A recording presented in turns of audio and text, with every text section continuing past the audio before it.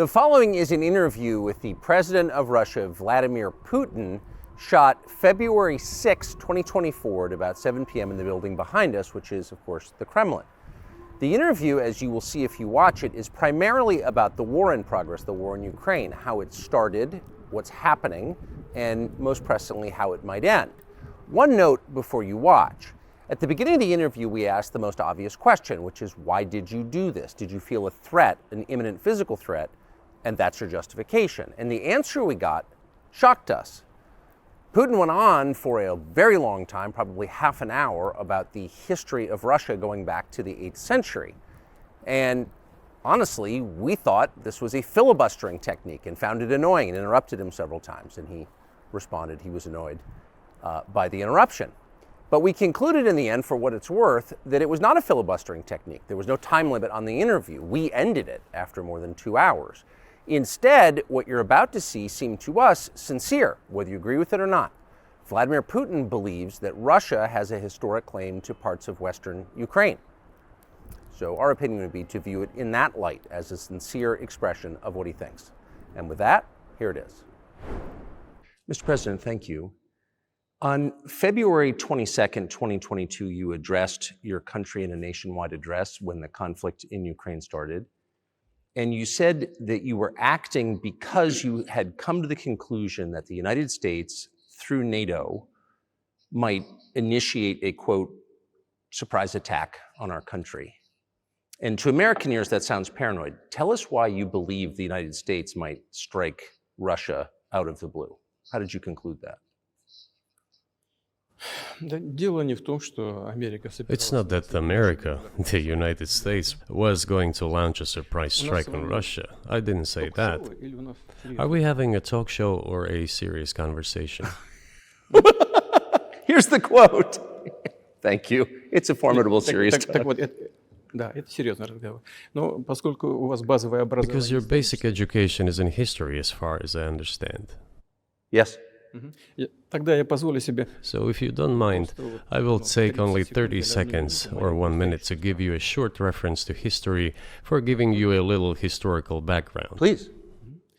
Let's look where our relationship with Ukraine started from.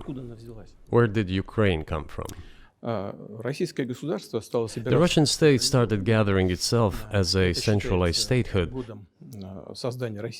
and it is considered to be the year of the establishment of the Russian state in 862, when the townspeople of Novgorod invited a Varangian prince, Rurik, from Scandinavia to reign. In 1862, Russia celebrated the 1000th anniversary of its statehood. And in Novgorod, there is a memorial dedicated to the 1000th anniversary of the country. In 882, Rurik's successor, Prince Oleg, who was actually playing the role of regent at Rurik's younger son, because Rurik had died by that time, came to Kiev.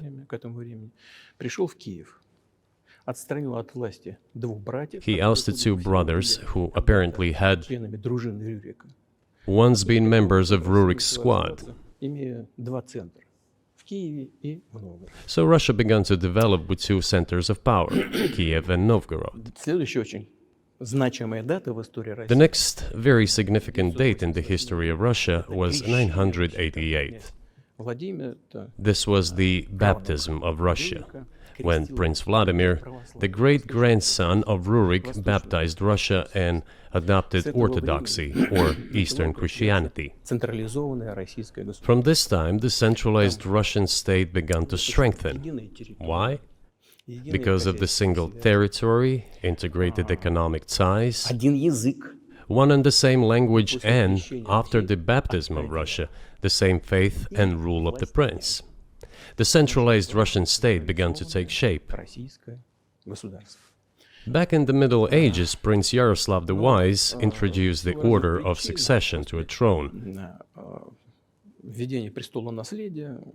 But after he passed away, it became complicated for various reasons.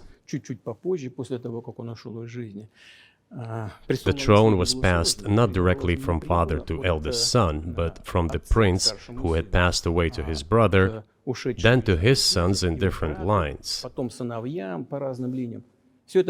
All this led to the fragmentation and the end of Rus as a single state. There was nothing special about it. The same was happening then in Europe.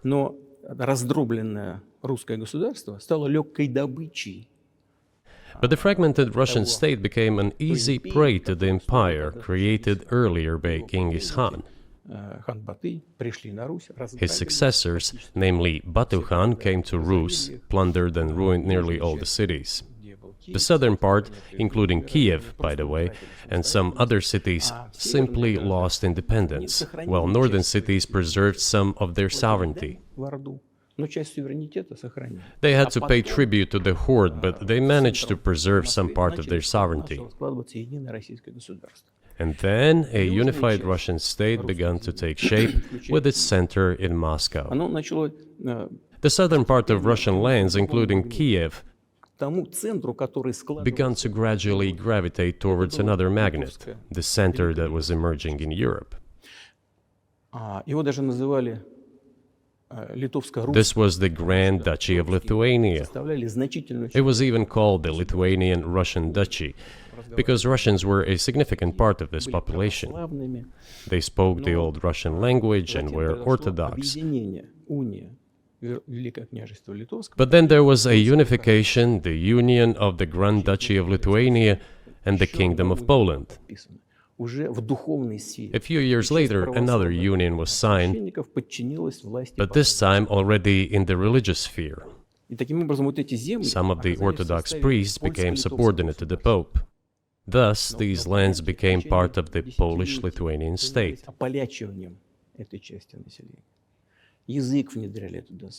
During decades, the Poles were engaged in Polonization of this part of the population. They introduced their language there, tried to entrench the idea that this population was not exactly Russians, that because they lived on the fringe, they were Ukrainians. Originally, the word Ukrainian meant that a person was living on the outskirts of the state, along the fringes, or was engaged in a border patrol service. It didn't mean any particular ethnic group. So the Poles were trying to, in every possible way, to colonize this part of the Russian lands, and actually treated it rather harshly, not to say cruelly. All that led to the fact that this part of the Russian lands began to struggle for their rights. They wrote letters to Warsaw demanding that their rights be observed and people be commissioned here, including to Kiev. I beg your pardon, can you tell us what period? I'm losing track of where in history we are. The Polish oppression of Ukraine. It was in the 13th century.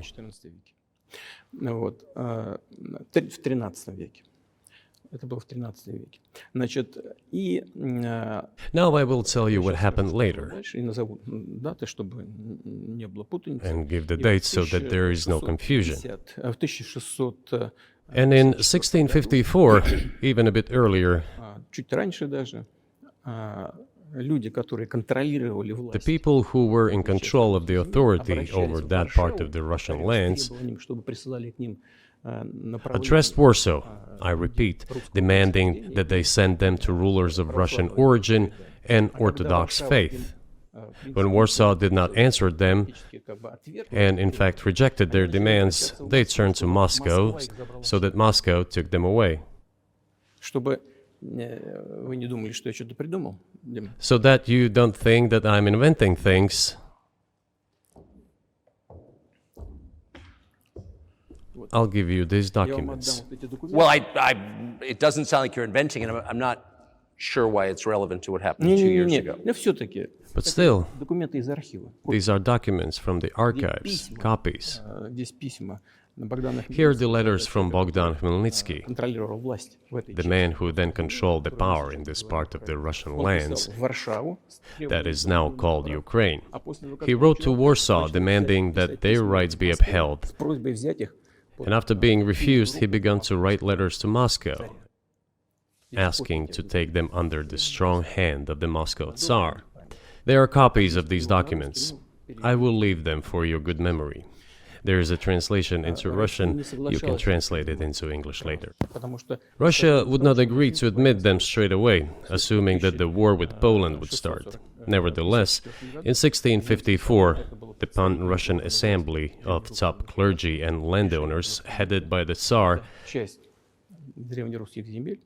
which was the representative body of the power of the old Russian state, decided to include a part of the old Russian lands into Moscow Kingdom. As expected, the war with Poland began. It lasted 13 years, and then in 1654, a truce was concluded. And 32 years later, I think, a peace treaty with Poland, which they called Eternal Peace, was signed. And these lands, the whole left bank of Dnieper, including Kiev, went to Russia. And the whole right bank of Dnieper remained in Poland. Under the rule of Catherine the Great, Russia reclaimed all of its historical lands, including in the south and west. This all lasted until the revolution. Before World War I, Austrian General Staff relied on the ideas of Ukrainianization and started actively promoting the ideas of Ukraine and the Ukrainianization.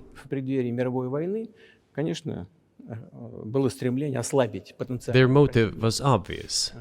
Just before World War I, they wanted to weaken the potential enemy and secure themselves favorable conditions in the border area. So the idea which had emerged in Poland that people residing in that territory were allegedly not really Russians, but rather belonged to a special ethnic group, Ukrainians, started being propagated by the Austrian General Staff. As far back as the 19th century, theorists calling for Ukrainian independence appeared. All those, however, claimed that Ukraine should have a very good relationship with Russia. They insisted on that. After the 1917 revolution, the Bolsheviks sought to restore the statehood, and the civil war began, including the hostilities with Poland. In 1921, peace with Poland was proclaimed, and under that treaty, the right bank of Dnieper River once again was given back to Poland. In 1939, after Poland cooperated with Hitler, it did collaborate with Hitler, you know? Hitler offered Poland peace and a treaty of friendship. An alliance demanding in return that Poland give back to Germany the so-called Danzig corridor, which connected the bulk of Germany with East Prussia and Königsberg.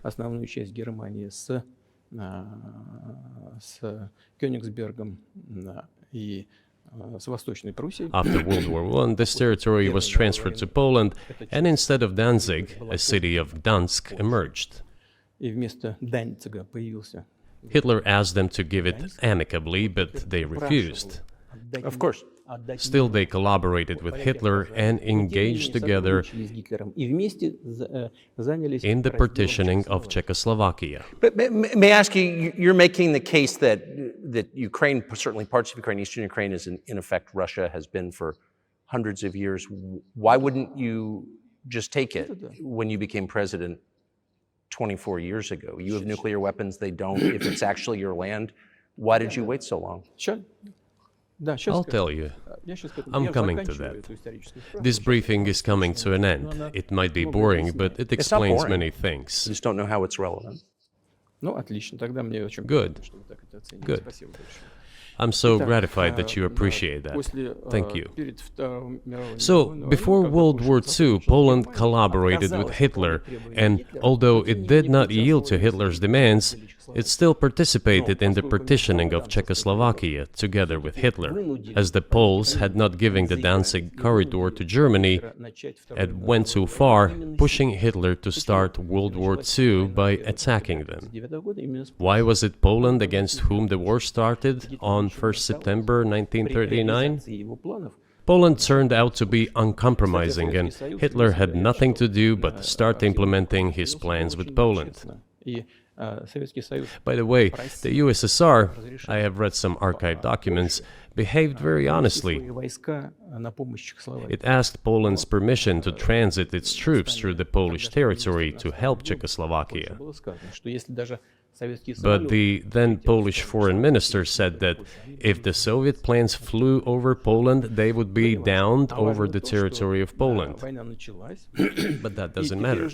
What matters is that the war began, and Poland fell prey to the policies it had pursued against Czechoslovakia, as under the well-known Molotov-Ribbentrop Pact. Part of the territory, including western Ukraine, was to be given to Russia. Thus, Russia, which was then named the USSR, regained its historical lands.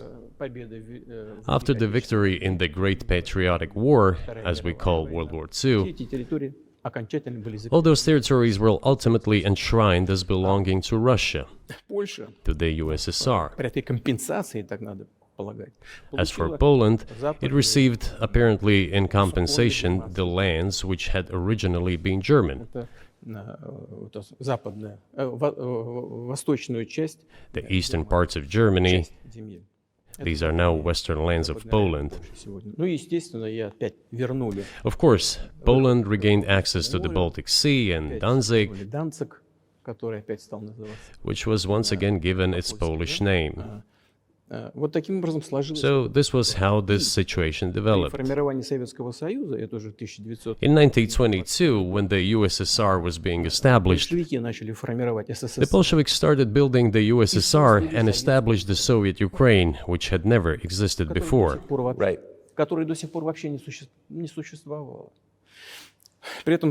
Stalin insisted that those republics be included in the USSR as autonomous entities. For some inexplicable reason, Lenin, the founder of the Soviet state, insisted that they be entitled to withdraw from the USSR. And again, for some unknown reasons, he transferred to that newly established Soviet Republic of Ukraine some of the lands together with people living there, even though those lands had never been called Ukraine, and yet they were made part of that Soviet Republic of Ukraine. Those lands included the Black Sea region, which was received under Catherine the Great, and which had no historical connection with Ukraine whatsoever.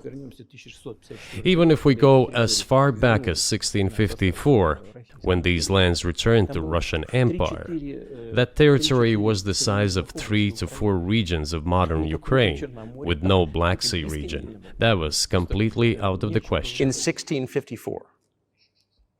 Exactly. You obviously have encyclopedic knowledge of this region, but why didn't you make this case for the first 22 years as president that Ukraine wasn't a real country?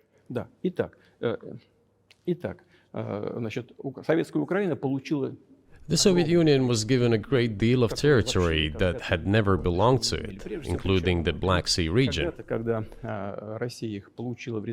At some point, when Russia received them as an outcome of the Russo-Turkish Wars, they were called New Russia or Novorossiya. But that does not matter. What matters is that Lenin, the founder of the Soviet state, established Ukraine that way. For decades, the Ukrainian Soviet Republic developed as part of the USSR. And for unknown reasons, again, the Bolsheviks were engaged in Ukrainianization. It was not merely because the Soviet leadership was composed to a great extent of those originating from Ukraine. Rather, it was explained by the general policy of indigenization pursued by the Soviet Union. Same things were done in other Soviet republics. This involved promoting national languages and national cultures, which is not a bad in principle. That is how the Soviet Ukraine was created. After the World War II, Ukraine received, in addition to the lands that had belonged to Poland before the war, part of the lands that had previously belonged to Hungary and Romania. So Romania and Hungary had some of their lands taken away and given to the Soviet Ukraine, and they still remain part of Ukraine. So in this sense, we have every reason to affirm that Ukraine is an artificial state that was shaped at Stalin's will. Do you believe Hungary has a right to take its land back from Ukraine, and that other nations have a right to go back to their 1654 borders? I'm not sure whether they should go back to the 1654 borders. But given Stalin's time, so-called Stalin's regime, which as many claim saw numerous violations of human rights and violations of the rights of other states,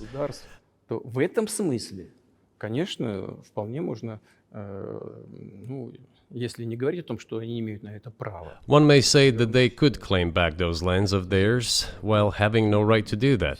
It is at least understandable. Have you told Viktor Orban that he can have part of Ukraine?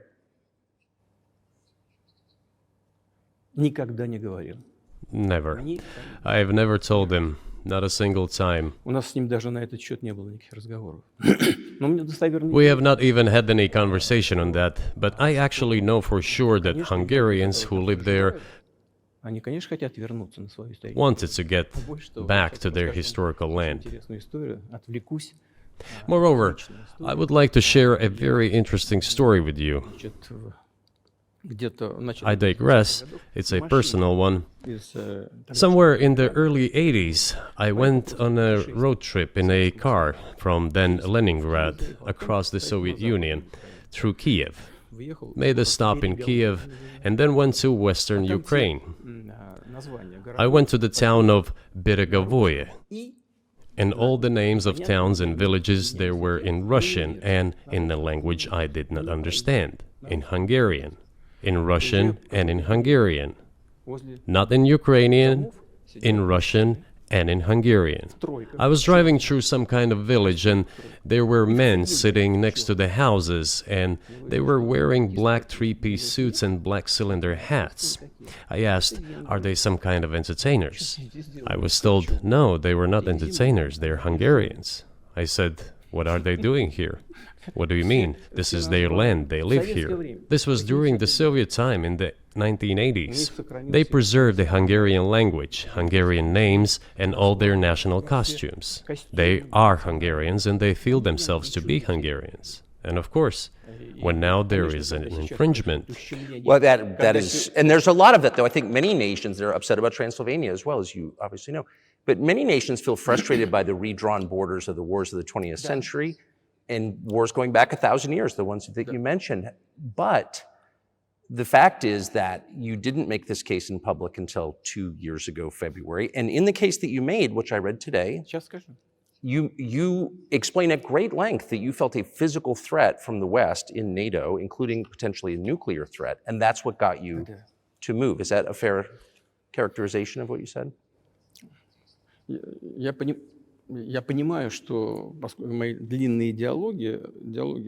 I understand that my long speeches probably fall outside of the genre of the interview. That is why I asked you at the beginning, are we going to have a serious talk or a show? You said a serious talk, so bear with me, please. We're coming to the point where the Soviet Ukraine was established. Then, in 1991, the Soviet Union collapsed, and everything that Russia had generously bestowed on Ukraine was dragged away by the latter. I'm coming to a very important point of today's agenda. Thank you. After all, the collapse of the Soviet Union was effectively initiated by the Russian leadership. I do not understand what the Russian leadership was guided by at the time, but I suspect there were several reasons to think everything would be fine.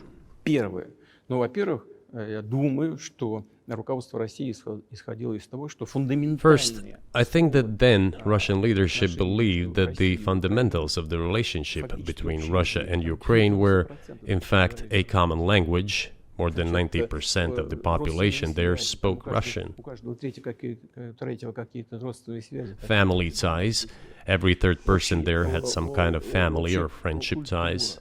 Common culture, common history, Finally, common faith, coexistence with a single state for centuries, and deeply interconnected economies. All of these were so fundamental.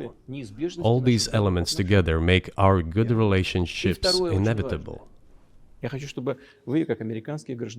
The second point is a very important one. I want you, as an American citizen, and your viewers to hear about this as well. The former Russian leadership assumed that the Soviet Union had ceased to exist, and therefore there were no longer any ideological dividing lines. Russia even agreed voluntarily and proactively to the collapse of the Soviet Union, and believed that this would be understood by the so-called civilized West as an invitation for cooperation and association. That is what Russia was expecting, both from the United States and the so-called collective West as a whole. There were smart people, including in Germany, Egon Bahr, a major politician of the Social Democratic Party, who insisted in his personal conversations with the Soviet leadership on the brink of the collapse of the Soviet Union that a new security system should be established in Europe. Help should be given to unify Germany, but a new system should be also established to include the United States, Canada, Russia, and other Central European countries. Yes. But NATO needs not to expand. That's what he said. If NATO expands, everything would be just the same as during the Cold War, only closer to Russia's borders. That's all. He was a wise old man, but no one listened to him. In fact, he got angry once. If, he said, you don't listen to me, I'm never setting my foot in Moscow once again. Everything happened just as he had said. Well, of course, it did come true, and you've mentioned this many times. I think it's a fair point, and many in America thought that relations between Russia and the United States would be fine with the collapse of the Soviet Union and the end of the Cold War, that the opposite happened. But you've never explained why you think that happened, except to say that the West fears a strong Russia, but we have a strong China the West does not seem very afraid of. What about Russia, do you think, convinced policymakers they had to take it down? The West is afraid of strong China more than it fears a strong Russia, because Russia has 150 million people and China has 1.5 billion population, and its economy is growing by leaps and bounds, or 5% a year. It used to be even more. But that's enough for China. As Bismarck once put it, potentials are the most important. China's potential is enormous. It is the biggest economy in the world today in terms of purchasing power parity and the size of the economy. It has already overtaken the United States quite a long time ago, and it is growing at a rapid clip. Let's not talk about who is afraid of whom. Let's not reason in such terms. And let's get into the fact that after 1991, when Russia expected that it would be welcomed into the brotherly family of civilized nations, nothing like this happened. You tricked us. I don't mean you personally when I say you. Of course, I'm talking about the United States. The promise was that NATO would not expand eastward, but it happened 5 times. There were 5 waves of expansion. We tolerated all that. We were trying to persuade them. We were saying, please don't. We are as bourgeois now as you are. We are market economy and there is no communist party power. Let's negotiate. Moreover, I have also said this publicly before. There was a moment when a certain rift started growing between us. Before that, Yeltsin came to the United States. Remember, he spoke in Congress and said the good words, God bless America. Everything he said were signals. Let us in. Remember the developments in Yugoslavia before the Yeltsin was lavished with praise? As soon as the developments in Yugoslavia started, he raised his voice in support of Serbs, and we couldn't but raise our voices for Serbs in their defense. I understand that there were complex processes underway there, I do, but Russia could not help raising its voice in support of Serbs, because Serbs are also a special and close to us nation, with Orthodox culture and so on. It's a nation that has suffered so much for generations. Well, regardless, what is important is that Yeltsin expressed his support. What did the United States do? In violation of international law and the UN Charter, it started bombing Belgrade. It was the United States that let the genie out of the bottle. Moreover, when Russia protested and expressed its resentment, what was said? The UN Charter and international law have become obsolete. Now everyone invokes international law, but at that time they started saying that everything was outdated. Everything had to be changed. Indeed, some things need to be changed, as the balance of power has changed. It's true, but not in this manner. Yeltsin was immediately dragged through the mud, accused of alcoholism, of understanding nothing, of knowing nothing. He understood everything, I assure you. Well, I became president in 2000. I thought, okay, the Yugoslav issue is over, but we should try to restore relations. Let's reopen the door that Russia had tried to go through. And moreover, I said it publicly, I can reiterate. At a meeting here in the Kremlin with the outgoing President Bill Clinton, right here in the next room, I said to him, I asked him, Bill, do you think if Russia asked to join NATO, do you think it would happen? Suddenly he said, you know, it's interesting. I think so. But in the evening, when we met for dinner, he said, you know, I've talked to my team. No, it's not possible now. You can ask him. I think he will watch our interview. He'll confirm it. I wouldn't have said anything like that if it hadn't happened. Okay. Were you sincere? It's impossible now. Would you have joined NATO?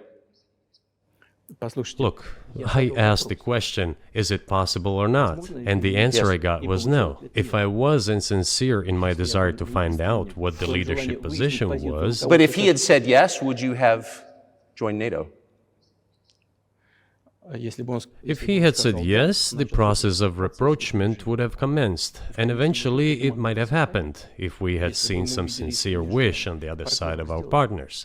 But it didn't happen. Well, no means no. Okay, fine. Why do you think that is? Just to get to motive, I know you're clearly bitter about it, I understand, but why do you think the West rebuffed you then? Why the hostility? Why did the end of the Cold War not fix the relationship? What motivates this from your point of view? You said I was bitter about the answer. No, it's not bitterness. It's just a statement of fact. We're not bride and groom, bitterness, resentment. It's not about those kind of matters in such circumstances. We just realized we weren't welcome there, that's all. Okay, fine. But let's build relations in another manner. Let's look for common ground elsewhere. Why we received such a negative response, you should ask your leaders. I can only guess why. Too big a country with its own opinion and so on. And the United States, I've seen how issues are being resolved in NATO. I will give you another example now concerning Ukraine. The US leadership exerts pressure, and all NATO members obediently vote, even if they do not like something. Now, I'll tell you what happened in this regard with Ukraine in 2008, although it's being discussed. I'm not going to open a secret to you, say anything new. Nevertheless, after that we tried to build relations in different ways. For example, the events in the Middle East, in Iraq. We were building relations with the United States in a very soft, prudent, cautious manner. I repeatedly raised the issue that the United States should not support separatism or terrorism in the North Caucasus. But they continue to do it anyway. and political support, information support, financial support, even military support came from the United States and its satellites for terrorist groups in the Caucasus. I once raised this issue with my colleague, also the President of the United States. He says, "It's impossible. Do you have proof?" I said, "Yes." I was prepared for this conversation, and I gave him that proof. He looked at it, and you know what he said? "I apologize, but that's what happened." I'll quote. He says, "Well, I'm gonna kick their ass." We waited and waited for some response. There was no reply. I said to the FSB director, "Write to the CIA, what is the result of the conversation with President?" He wrote once, twice, and then we got a reply. We have the answer in the archive. The CIA replied, "We have been working with the opposition in Russia. We believe that this is the right thing to do, and we will keep on doing it." Just ridiculous. Well, okay. We realized that it was out of the question. Forces in opposition to you. So you're saying the CIA is trying to overthrow your government? Of course, they meant in that particular case the separatists, the terrorists who fought with us in the Caucasus. That's who they called the opposition. This is the second point. The third moment is a very important one, is the moment when the US missile defense system was created. The beginning. We persuaded for a long time not to do it in the United States. Moreover, after was invited by Bush Jr.'s father, Bush Sr., to visit his place on the ocean, I had a very serious conversation with President Bush and his team. I proposed that the United States, Russia, and Europe jointly create a missile defense system that, we believe, if created unilaterally, threatens our security, despite the fact that the United States officially said that it was being created against missile threats from Iran. That was the justification for the deployment of the missile defense system. I suggested working together, Russia, the United States, and Europe. They said it was very interesting. They asked me, "Are you serious?" I said, "Absolutely." Let me ask, what year was this? I don't remember. It is easy to find out on the internet when I was in the USA at the invitation of Bush Sr. It is even easier to learn from someone I'm going to tell you about. I was told it was very interesting. I said, just imagine if we could tackle such a global strategic security challenge together. The world will change. We'll probably have disputes, probably economic and even political ones, but we could drastically change the situation in the world. He says yes, and asks, "Are you serious?" I said, "Of course. We need to think about it," I'm told.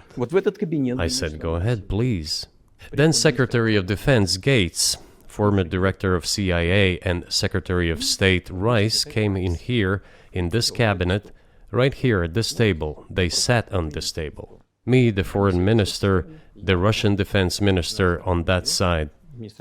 They said to me, "Yes, we have thought about it. We agree."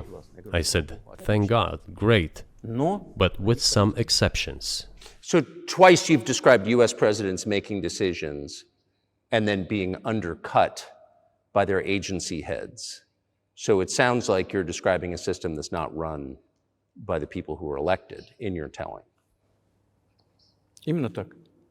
That's right, that's right. In the end, they just told us to get lost. I'm not going to tell you the details because I think it's incorrect. After all, it was confidential conversation. But our proposal was declined, that's a fact. It was right then when I said, "Look, but then we will be forced to take countermeasures. We will create such strike systems that will certainly overcome missile defense systems." The answer was, "We are not doing this against you, and you do what you want," assuming that it is not against us, not against the United States. I said, "Okay." Very well. That's the way it went. And we created hypersonic systems with intercontinental range, and we continue to develop them. We are now ahead of everyone, the United States and the other countries, in terms of the development of hypersonic strike systems, and we are improving them every day. But it wasn't us. We proposed to go the other way, and we were pushed back. Now, about NATO's expansion to the east. Well, we were promised no NATO to the east, not an inch to the east, as we were told. And then what? They said, well, it's not enshrined on paper, so we'll expand. So there were 5 waves of expansion, the Baltic states, the whole of Eastern Europe, and so on. And now I come to the main thing. They have come to the Ukraine, ultimately. In 2008, at the summit in Bucharest, they declared that the doors for Ukraine and Georgia to join NATO were open. Now about how decisions are made there. Germany, France seem to be against it, as well as some other European countries. But then, as it turned out later, President Bush, and he's such a tough guy, a tough politician, as I was told later, he exerted pressure on us and we had to agree. It's ridiculous, it's like kindergarten. Where are the guarantees? What kindergarten is this? What kind of people are these? Who are they? You see, they were pressed, they agreed. And then they say, Ukraine won't be in the NATO, you know? I say, I don't know. I know you agreed in 2008. Why won't you agree in the future? Well, they pressed us then. I say, why won't they press you tomorrow? And you'll agree again. Well, it's nonsensical. Who's there to talk to? I just don't understand. We're ready to talk. But with whom? Where are the guarantees? None.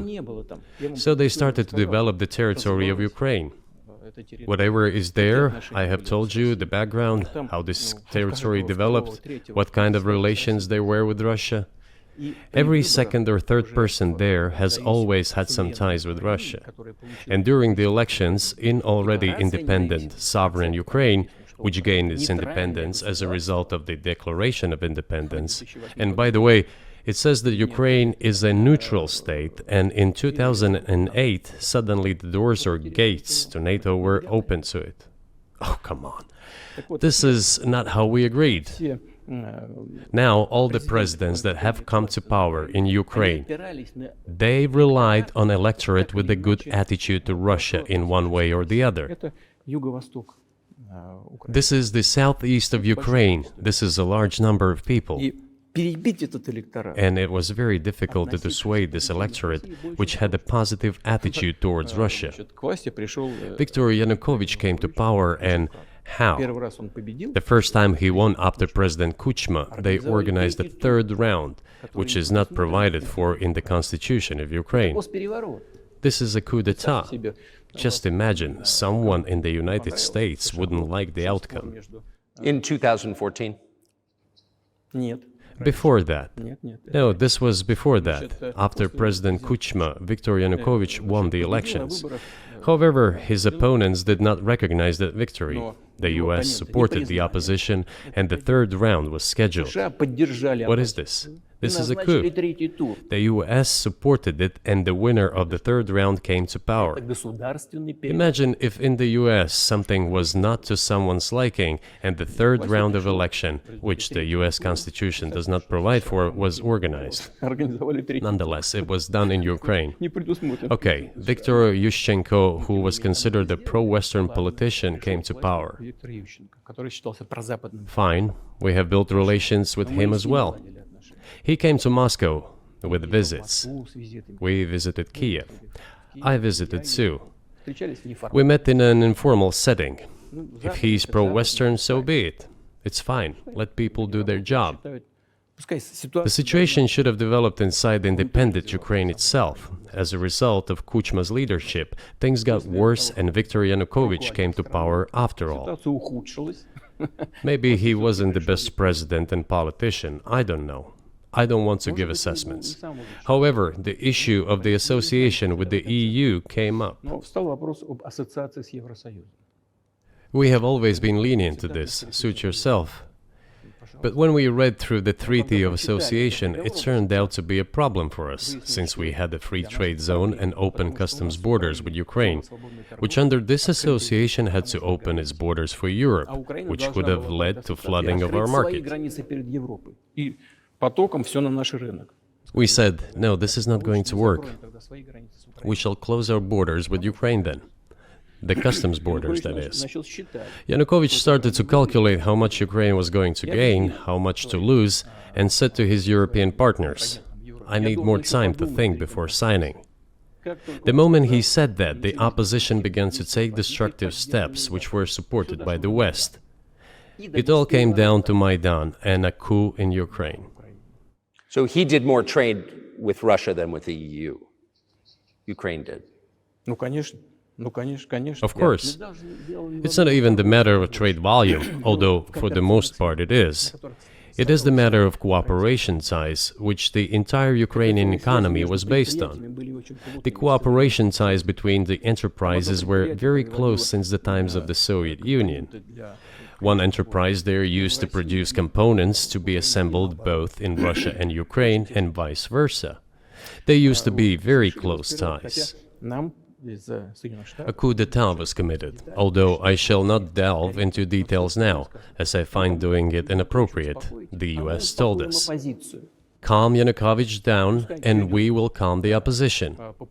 Let the situation unfold in the scenario of a political settlement. We said, all right, agreed, let's do it this way. As the Americans requested, Yanukovych did use neither the armed forces nor the police, yet the armed opposition committed a coup in Kiev. What is that supposed to mean? Who do you think you are? I wanted to ask the then US leadership. With the backing of whom? With the backing of CIA, of course. The organization you wanted to join back in the day, as I understand. We should thank God they didn't let you in. Although, it is a serious organization. I understand. My former vis-a-vis in the sense that I served in the first main directorate, Soviet Union's intelligence service. They have always been our opponents. A job is a job. Technically, they did everything right. They achieved their goal of changing the government. However, from political standpoint, it was a colossal mistake. Surely it was political leadership's miscalculation. They should have seen what it would evolve into. So, in 2008, the doors of NATO were opened for Ukraine. In 2014, there was a coup. They started persecuting those who did not accept the coup, and it was indeed a coup. They created a threat to Crimea, which we had to take under our protection. They launched a war in Donbass in 2014 with the use of aircraft and artillery against civilians. This is when it all started. There's a video of aircraft attacking Donetsk from above. They launched a large-scale military operation, then another one. When they failed, they started to prepare the next one. All this against the background of military development of this territory and opening of NATO's doors. How could we not express concern over what was happening? From our side, this would have been a culpable negligence. That's what it would have been. It's just that the US political leadership pushed us to the line we could not cross, because doing so could have ruined Russia itself. Besides, we could not leave our brothers in faith, in fact, a part of Russian people, in the face of this war machine. But that was 8 years before the current conflict started. So what was the trigger for you? What was the moment where you decided you had to do this?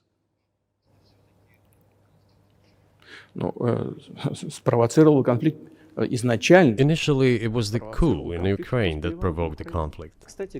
By the way, back then the representatives of 3 European countries, Germany, Poland and France, arrived. They were the guarantors of the signed agreement between the government of Yanukovych and the opposition. They signed it as guarantors.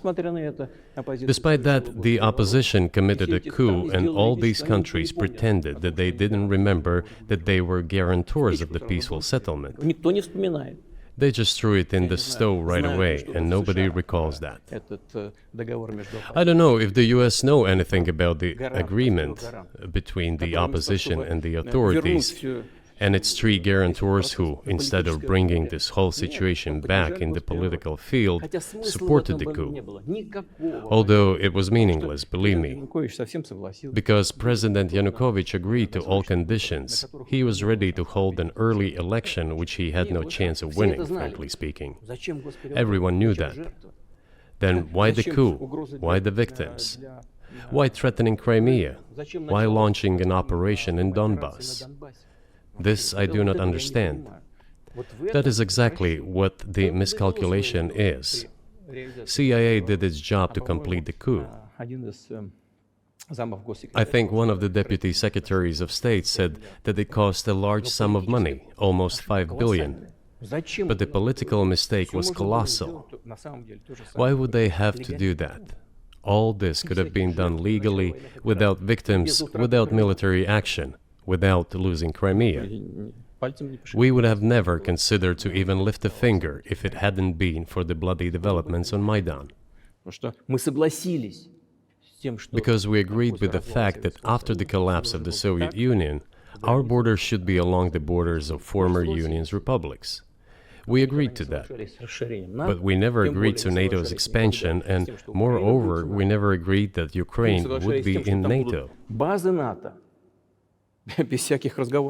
We did not agree to NATO bases there without any discussion with us.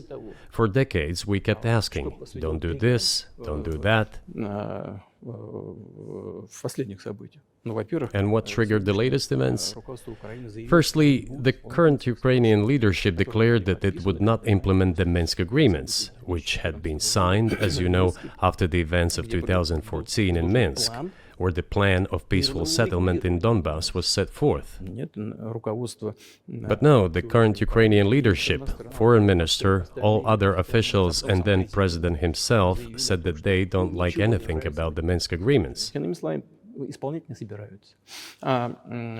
other words, they were not going to implement it. A year or a year and a half ago, former leaders of Germany and France said openly to the whole world that they indeed signed the Minsk agreements, but they never intended to implement them. They simply led us by the nose. Was there anyone for you to talk to? Did you call a U.S. President, Secretary of State and say, if you keep militarizing Ukraine with NATO forces, this is going to be we're going to act?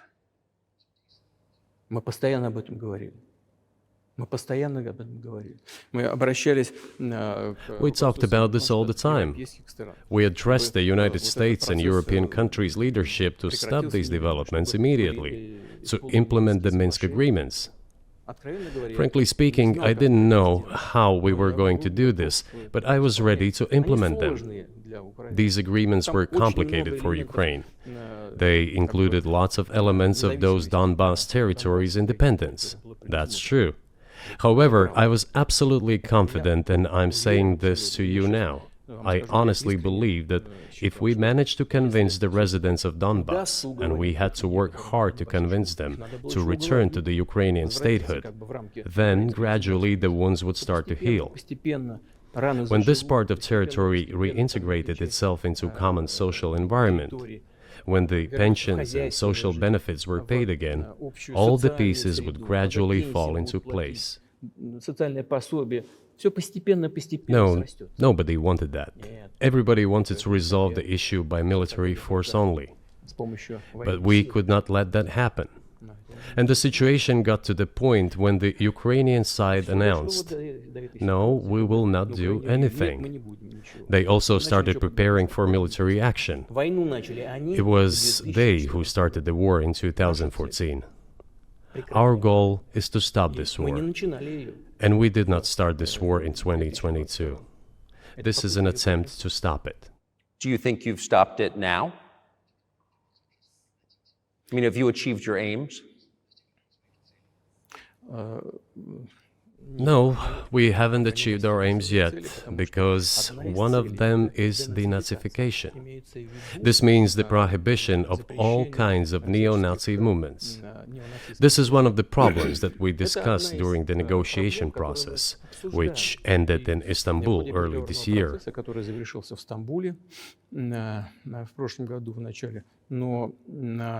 And it was not our initiative, because we were told by the Europeans, in particular, that it was necessary to create conditions for the final signing of the documents. My counterparts in France and Germany said, "How can you imagine them signing a treaty with a gun to their heads? The troops should be pulled back from Kiev." I said, "All right." We withdrew the troops from Kiev. As soon as we pulled back our troops from Kiev, our Ukrainian negotiators immediately threw all our agreements reached in Istanbul into the bin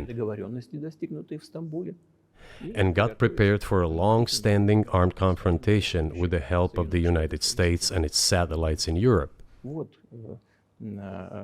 That is how the situation has developed, and that is how it looks now. But what is, pardon my ignorance, what is denazification? What would that mean? What is...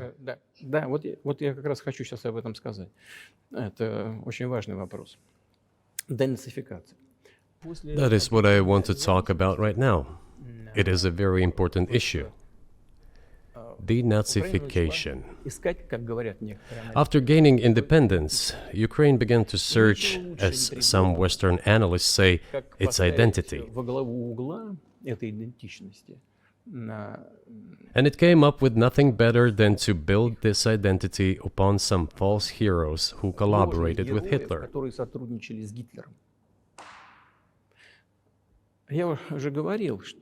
I have already said that in the early 19th century, when the theorists of independence and sovereignty of Ukraine appeared, they assumed that an independent Ukraine should have very good relations with Russia. But due to the historical development, those territories were part of the Polish-Lithuanian Commonwealth.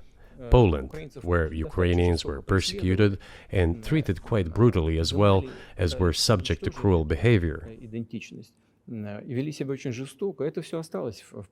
There were also attempts to destroy their identity. All this remained in the memory of the people. When World War II broke out, part of this extremely nationalist elite collaborated with Hitler, believing that he would bring them freedom.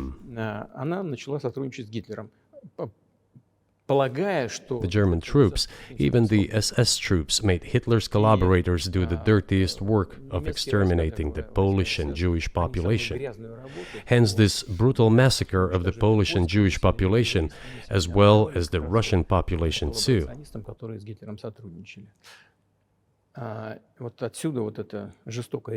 This was led by the persons who are well known, Bandera, Shukevich. It was those people who were made national heroes. That is the problem. And we are constantly told that nationalism and neo-Nazism exist in other countries as well. Yes, they are seedlings, but we uproot them, and other countries fight against them. But Ukraine is not the case. These people have been made into national heroes in Ukraine. Monuments to those people have been erected. They are displayed on flags. Their names are shouted by crowds that walk with torches, as it was in Nazi Germany.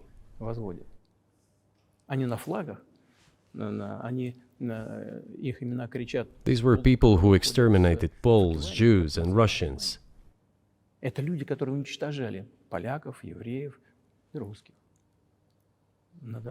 It is necessary to stop this practice and prevent the dissemination of this concept. I say that Ukrainians are part of the one Russian people. They say, no, we are a separate people. Okay, fine.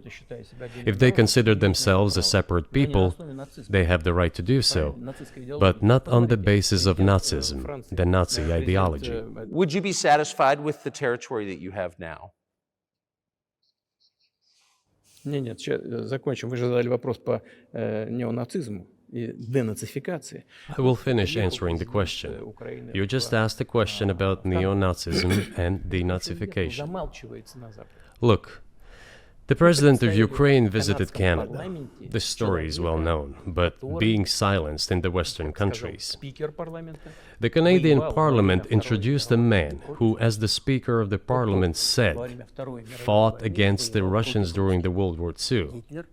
Well, who fought against the Russians during the World War II?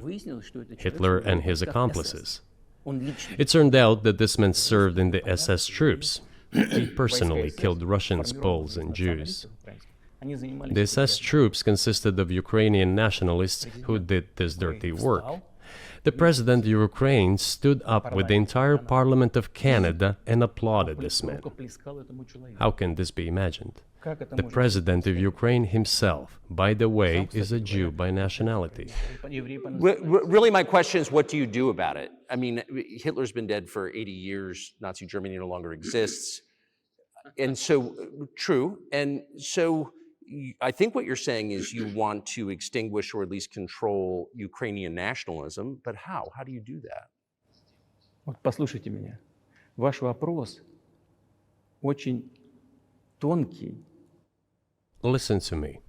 Your question is very subtle, and I can tell you what I think. Do not take offense. Of course. Он, казалось бы, тонкий, он очень противный, этот вопрос. This question appears to be subtle. It is quite pesky. Значит, You say Hitler has been dead for so many years, 80 years. But his example lives on.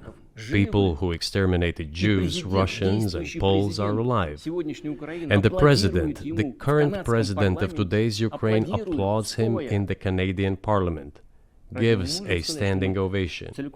Can we say that we have completely uprooted this ideology if what we see is happening today? That is what denazification is in our understanding. We have to get rid of those people who maintain this concept and support this practice and try to preserve it. That is what denazification is. That is what we mean. Right. My question was a little more specific. It was, of course, not a defense of Nazis, neo or otherwise. It was a practical question. You don't control the entire country. You don't control Kiev. You don't seem like you want to. So how do you eliminate a culture or an ideology or feelings or a view of history in a country that you don't control? What do you do about that? А вы знаете, как вам не покажется странным, в ходе переговоров в Стамбуле... You know, as strange as it may seem to you, during the negotiations in Istanbul, we did agree that we have it all in writing. Neo-Nazism would not be cultivated in Ukraine, including that it would be prohibited at the legislative level. Mr. Carlson, we agreed on that. This, it turns out, can be done during the negotiation process. And there's nothing humiliating for Ukraine as a modern civilized state. Is any state allowed to promote Nazism? It is not, is it? That is it. Will there be talks, and why haven't there been talks about resolving the conflict in Ukraine, peace talks? Они были, они дошли до очень высокой стадии согласования позиций, сложно. They have been. They reached a very high stage of coordination of positions in a complex process, but still they were almost finalized. But after we withdrew our troops from Kiev, as I have already said, the other side threw away all these agreements and obeyed the instructions of Western countries, European countries, and the United States to fight Russia to the bitter end. Moreover, the president of Ukraine has legislated a ban on negotiating with Russia. He signed a decree forbidding everyone to negotiate with Russia. But how are we going to negotiate if he forbade himself and everyone to do this? We know that he is putting forward some ideas about this settlement, but in order to agree on something, we need to have a dialogue. Is that not right? Well, but you wouldn't be speaking to the Ukrainian president, you'd be speaking to the American president. When was the last time you spoke to Joe Biden? I cannot remember when I talked to him. I do not remember. We can look it up. You don't remember? No. Why? Do I have to remember everything? I have my own things to do. We have domestic political affairs. Well, he's funding the war that you're fighting, so I would think that would be memorable. Well, yes, he funds, but I talked to him before the special military operation, of course. And I said to him then, by the way, I will not go into details, I never do, but I said to him then, I believe that you are making a huge mistake of historic proportions by supporting everything that is happening there, in Ukraine, by pushing Russia away. I told him repeatedly, by the way. I think that would be correct if I stop here. What did he say? Ask him, please. It is easier for you. You are a citizen of the United States. Go and ask him. It is not appropriate for me to comment on our conversation. But you haven't spoken to him since before February of 2022.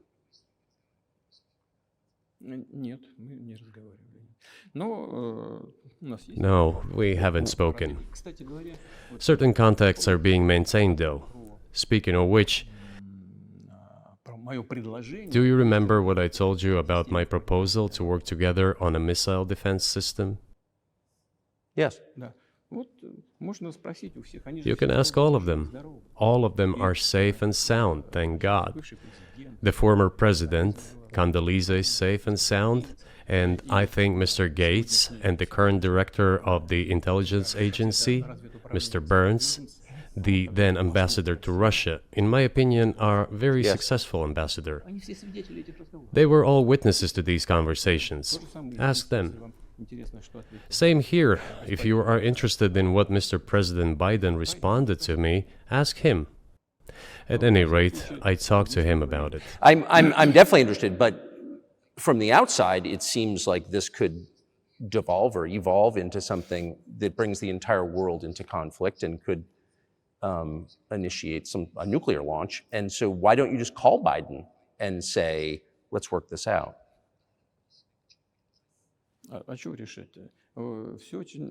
What's there to work out?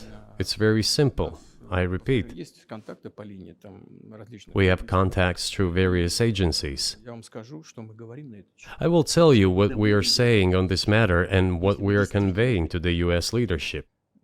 If you really want to stop fighting, you need to stop supplying weapons. It will be over within a few weeks. That's it. And then we can agree on some terms. Before you do that, stop. What's easier? Why would I call him? What should I talk to him about? Or beg him for what? And what messages do you get back? You're going to deliver such and such weapons to Ukraine? Oh, I'm afraid, please don't. What is there to talk about? Do you think NATO is worried about this becoming a global war or a nuclear conflict? At least that's what they're talking about. And they're trying to intimidate their own population with an imaginary Russian threat. This is an obvious fact. And thinking people, not Philistines, but thinking people, analysts, those who are engaged in real politics, just smart people, understand perfectly well that this is a fake. They're trying to fuel the Russian threat. The threat I think you're referring to is a Russian invasion of Poland, Latvia, expansionist behavior. Can you imagine a scenario where you sent Russian troops to Poland?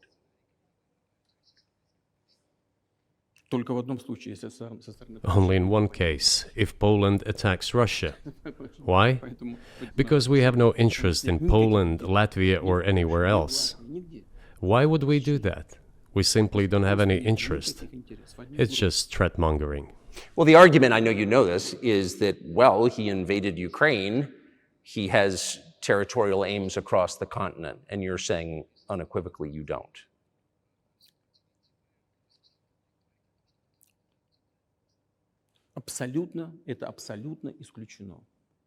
It is absolutely out of the question.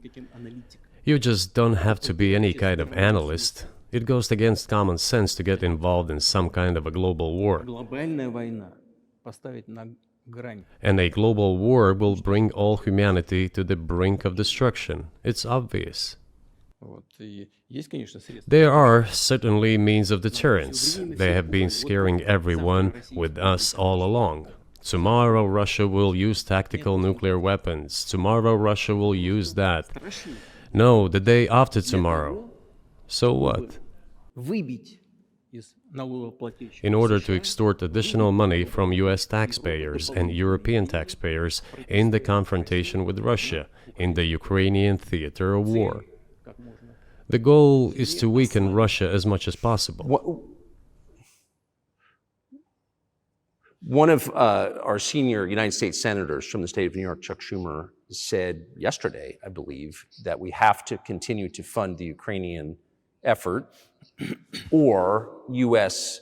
soldiers, citizens could wind up fighting there. How do you assess that?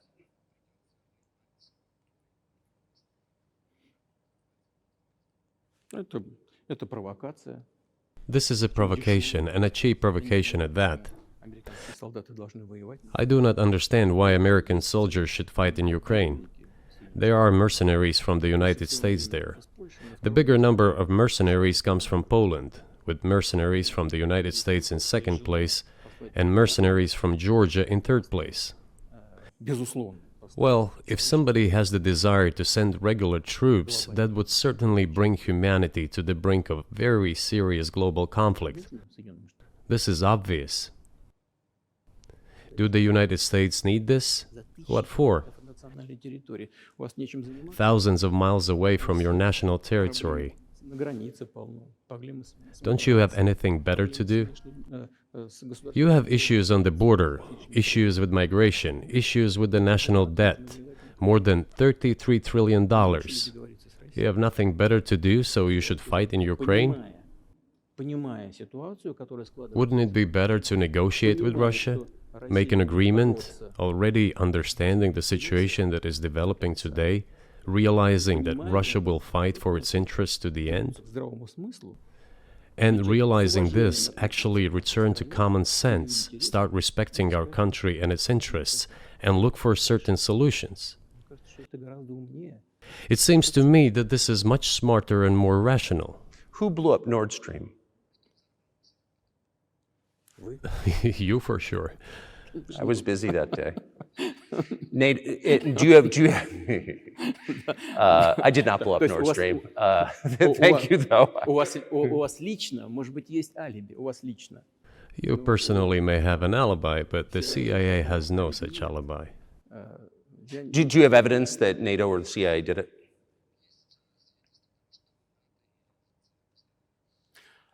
Вы знаете, я не You know, I won't get into details, but people always say in such cases, look for someone who is interested. But in this case, we should not only look for someone who is interested, but also for someone who has capabilities. Because there may be many people interested, but not all of them are capable of sinking to the bottom of the Baltic Sea and carrying out this explosion. These two components should be connected.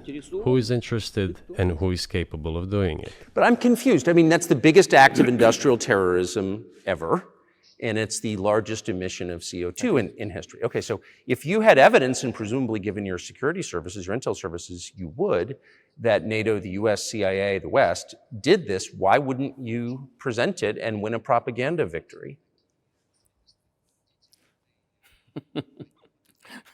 В войне пропаганды очень сложно. In the war of propaganda, it is very difficult to defeat the United States, because the United States controls all the world's media and many European media. Европейских The ultimate beneficiary of the biggest European media are American financial institutions. Don't you know that? So it is possible to get involved in this work, but it is cost prohibitive, so to speak. Мы можем We can simply shine the spotlight on our sources of information, and we will not achieve results. планировать так ясно, что It is clear to the whole world what happened, and even American analysts talk about it directly. It's true. Yes, but here's a question you may be able to answer. You worked in Germany, famously. The Germans clearly know that their NATO partner did this, and it damaged their economy greatly. It may never recover. Why are they being silent about it? That's very confusing to me. Why wouldn't the Germans say something about it? Ну, меня это тоже удивляет. This also confuses me. But today's German leadership is guided by the interests of the collective West rather than its national interests. Otherwise, it is difficult to explain the logic of their action or inaction. After all, it is not only about Nord Stream 1, which was blown up, and the Nord Stream 2 was damaged. But one pipe is safe and sound, and gas can be supplied to Europe through it. But Germany does not open it. We are ready, please. There's another route through Poland, called Yamal Europe, which also allows for large flow. Poland has closed it, but Poland packs from the German hand. It receives money from the pan-European funds, and Germany is the main donor to these pan-European funds. Germany feeds Poland to a certain extent, and they close their route to Germany. Why? I don't understand. Ukraine, to which the Germans supply weapons and give money. Germany is the second sponsor of the United States in terms of financial aid to Ukraine. There are two gas routes through Ukraine. They simply closed one route, the Ukrainians. Open the second route and please get gas from Russia. They do not open it.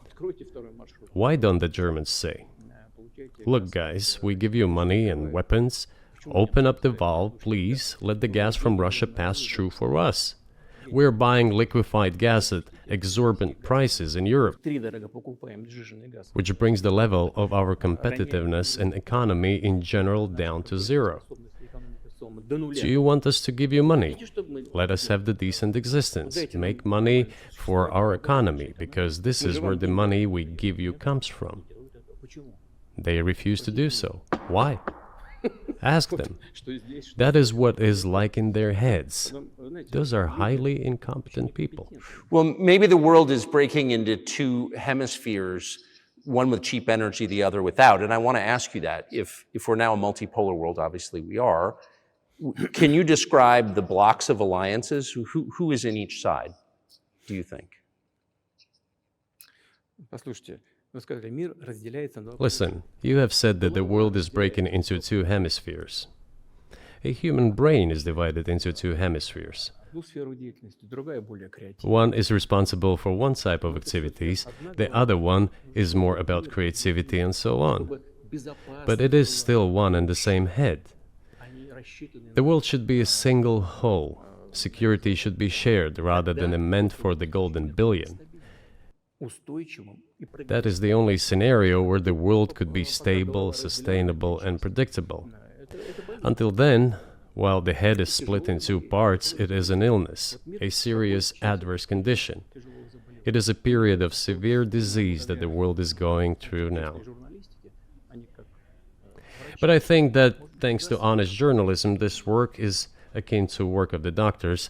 This could somehow be remedied. Well, let's just give one example, the US dollar, which has kind of united the world in a lot of ways, maybe not to your advantage, but certainly to ours. Is that going away as the reserve currency, the universally accepted currency? How have sanctions, do you think, changed the dollar's place in the world?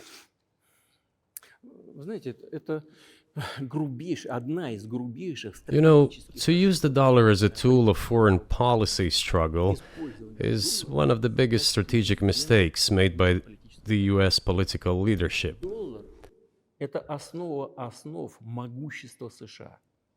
The dollar is the cornerstone of the United States power. I think everyone understands very well that no matter how many dollars are printed, they are quickly dispersed all over the world.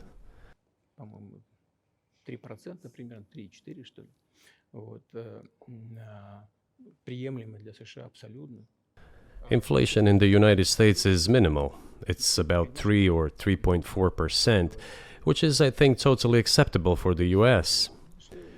But they won't stop printing. What does the debt of $33 trillion tell us about? It is about the emission.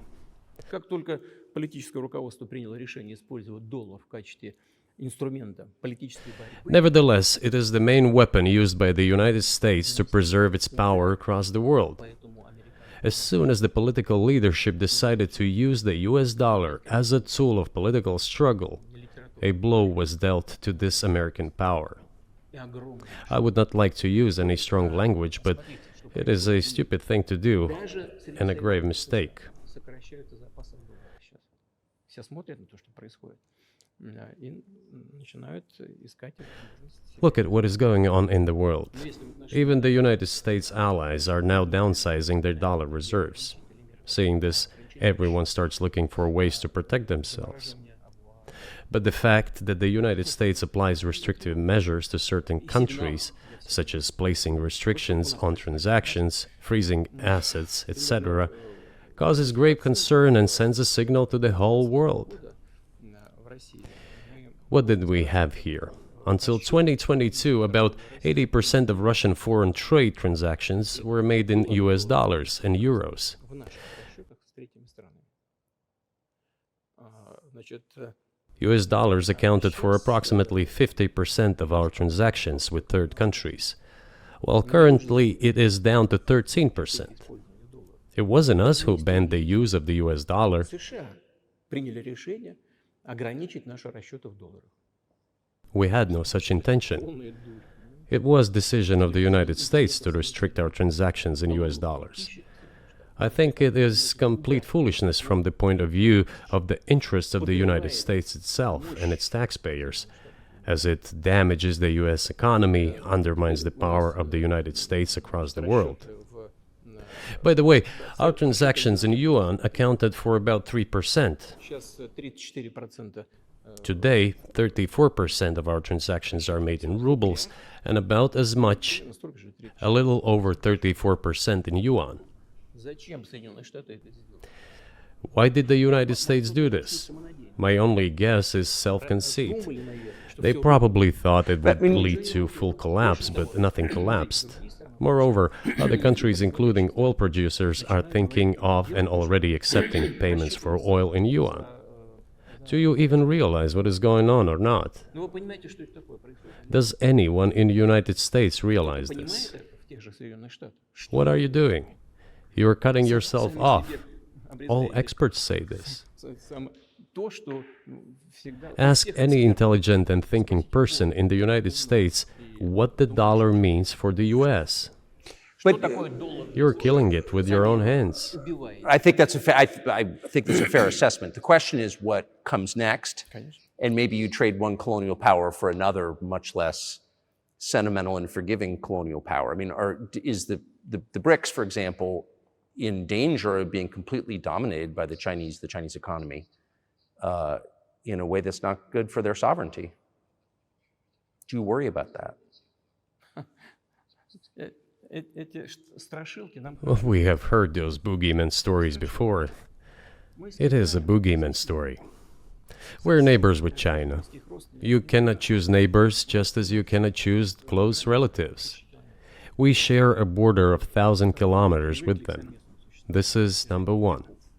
Second, we have a centuries-long history of coexistence. We're used to it. Third, China's foreign policy philosophy is not aggressive. Its idea is to always look for compromise, and we can see that. The next point is as follows. We are always told the same boogeyman story, and here it goes again. Through an euphemistic form, but it is still the same boogeyman story. The cooperation with China keeps increasing. The pace at which China's cooperation with Europe is growing is higher and greater than that of the growth of Chinese-Russian cooperation. Ask Europeans, aren't they afraid? They might be, I don't know. But they are still trying to access China's market at all costs, especially now that they are facing economic problems. И китайские. Chinese businesses are also exploring the European market. Do Chinese businesses have small presence in the United States? Yes, the political decisions are such that they are trying to limit their cooperation with China. It is to your own detriment, Mr. Tucker, that you are limiting cooperation with China. You are hurting yourself. It is a delicate matter, and there are no silver bullet solutions, just as it is with the dollar. So, before introducing any illegitimate sanctions, illegitimate in terms of the Charter of the United Nations, one should think very carefully. For decision makers, this appears to be a problem. So you said a moment ago that the world would be a lot better if it weren't broken into competing alliances, if there was cooperation globally. One of the reasons you don't have that is because the current American administration is dead set against you. Do you think if there were a new administration after Joe Biden that you would be able to reestablish communication with the US government? Or does it not matter who the president is?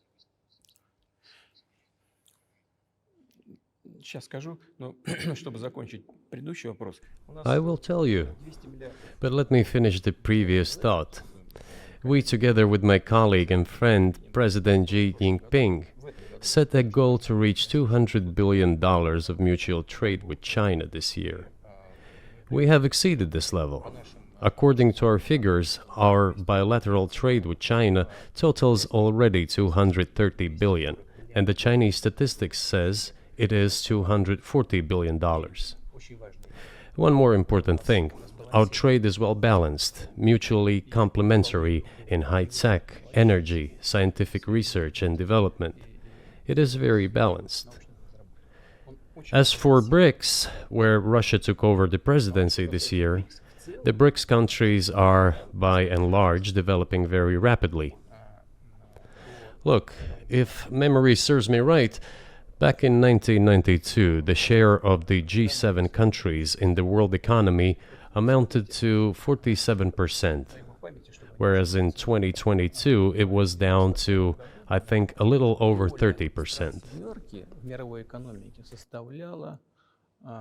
The BRICS countries accounted for only 16% in 1992, but now their share is greater than that of the G7.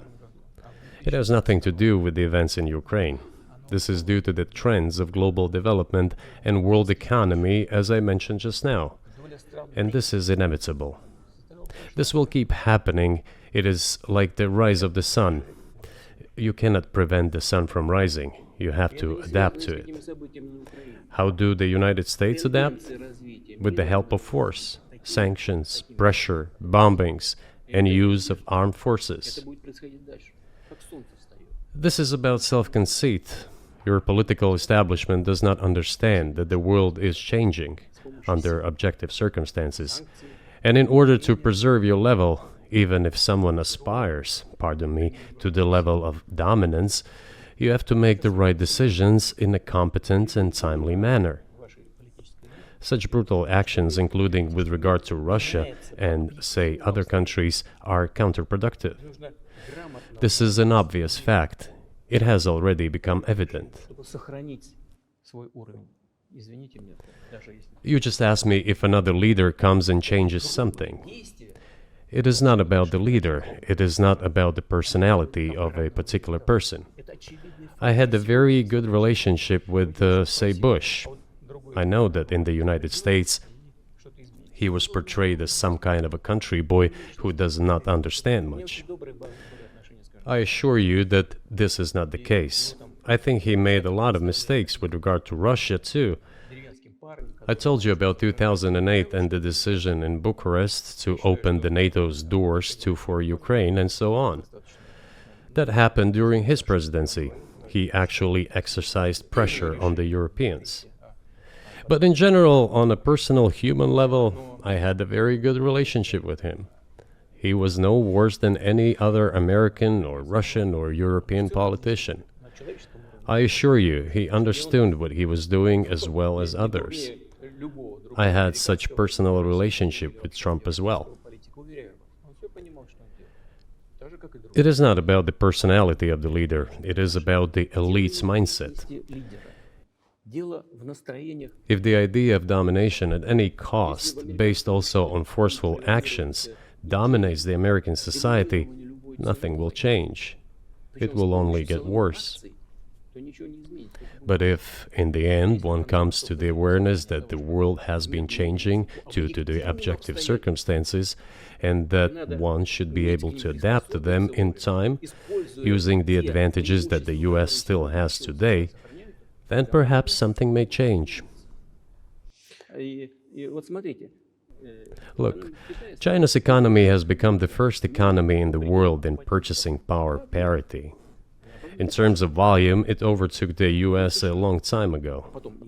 The USA comes second, then India, 1.5 billion people, and then Japan, with Russia in the fifth place. Russia was the first economy in Europe last year, despite all the sanctions and restrictions. Is it normal from your point of view? Sanctions, restrictions, impossibility of payments in dollars, being cut off from SWIFT services, sanctions against our ships carrying oil, sanctions against airplanes, sanctions in everything, everywhere. The largest number of sanctions in the world which are applied against Russia.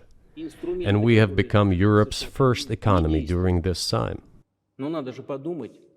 The tools that US uses don't work. Well, one has to think about what to do. If this realization comes to the ruling elites, then yes, then the first person of the state will act in anticipation of what the voters and the people who make decisions at various levels expect from this person. Then maybe something will change.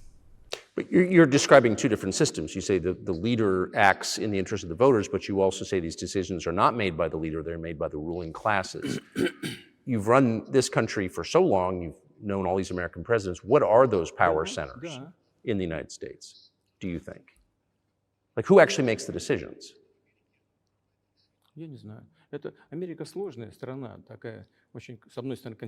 I don't know.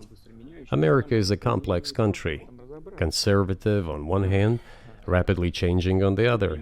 It's not easy for us to sort it all out. Who makes decisions in the elections? Is it possible to understand this when each state has its own legislation? Each state regulates itself? Someone can be excluded from elections at the state level. It is a two-stage electoral system. It is very difficult for us to understand it. Certainly, there are two parties that are dominant, the Republicans and the Democrats, and within this party system, the centers that make decisions, that prepare decisions. Then, look, why, in my opinion, after the collapse of the Soviet Union, such an erroneous, crude, completely unjustified policy of pressure was pursued against Russia? After all, this is a policy of pressure. NATO expansion, support for the separatists in Caucasus, creation of a missile defense system. These are all elements of pressure. Pressure, pressure, pressure. Then, dragging Ukraine into NATO is all about pressure, pressure, pressure. Why?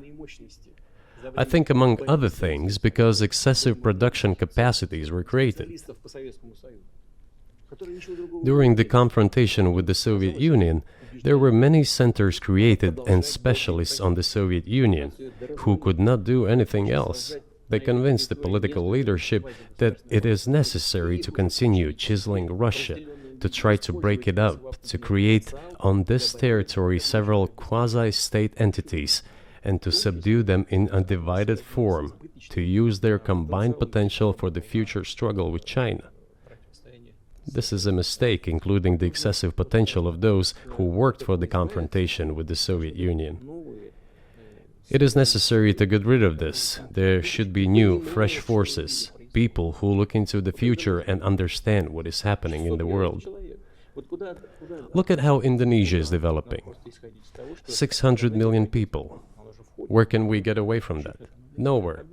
We just have to assume that Indonesia will enter. It is already in the club of the world's leading economies, no matter who likes it or dislikes it. Yes, we understand and are aware that in the United States, despite all the economic problems, the situation is still normal, with the economy growing decently. The GDP is growing by 2.5%, if I'm not mistaken. But if we want to ensure the future, then we need to change our approach to what is changing. As I already said, the world would nevertheless change, regardless of how the developments in Ukraine end. The world is changing. In the United States themselves, experts are writing that the United States are nonetheless gradually changing their position in the world. It is your experts who write that. I just read them. The only question is how this would happen, painfully and quickly, or gently and gradually. And this is written by people who are not anti-American. They simply follow global development trends. That's it. And in order to assess them and change policies, we need people who think, look forward, can analyze and recommend certain decisions at the level of political leaders. I just have to ask, you've said clearly that NATO expansion eastward is a violation of the promise you all were made in 1990. It's a threat to your country. Right before you sent troops into Ukraine, the Vice President of the United States went to the Munich Security Conference and encouraged the President of Ukraine to join NATO. Do you think that was an effort to provoke you into military action? Мы просто, я еще раз повторяю, мы многократно предлагали... I repeat once again, we have repeatedly proposed to seek a solution to the problems that arose in Ukraine after 2014 coup d'etat through peaceful means. But no one listened to us. And moreover, the Ukrainian leaders who were under the complete US control suddenly declared that they would not comply with the Minsk agreements.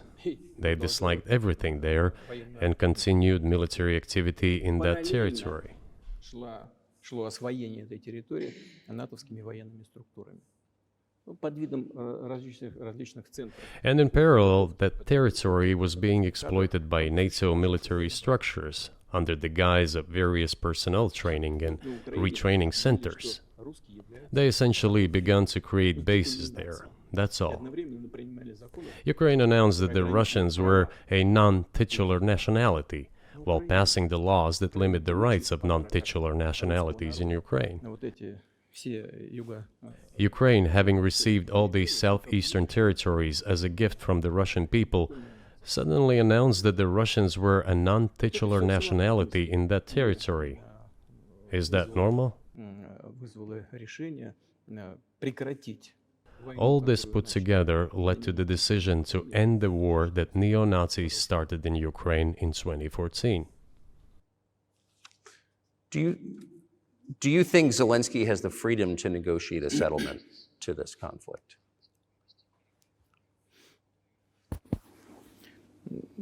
I don't know the details. Of course, it's difficult for me to judge. But I believe he has, in any case, he used to have. His father fought against the fascists, Nazis, during World War II. I once talked to him about this. I said, Volodya, what are you doing?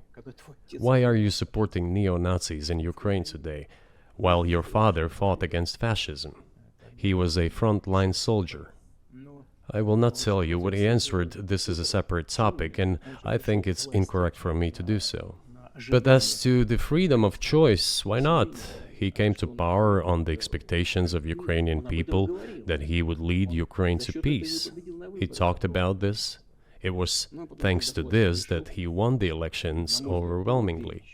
But then, when he came to power, in my opinion, he realized two things.